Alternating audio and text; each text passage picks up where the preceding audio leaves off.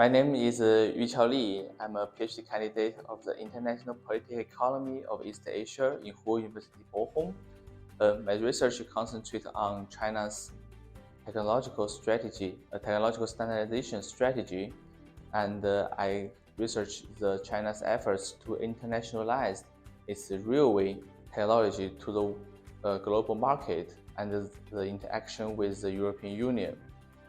Railway is my research interest. Therefore, in this workshop, I participate in this workshop to discuss the railway transport and the infrastructure with other scholars. My presentation is about China's international railway project, China Railway Express, and the relationship with its German partner, Duisburg. Railway is different from the maritime shipping. It has some unique characters. For example, the transport line, as we say, the rail, it is usually controlled by the state government rather than a public goods.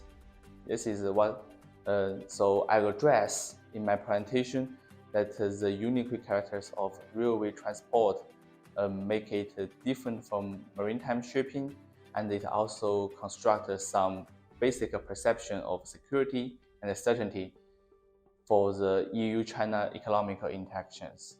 Of course, nowadays the debate about China's border investment in infrastructures would never end, will not end in a short future.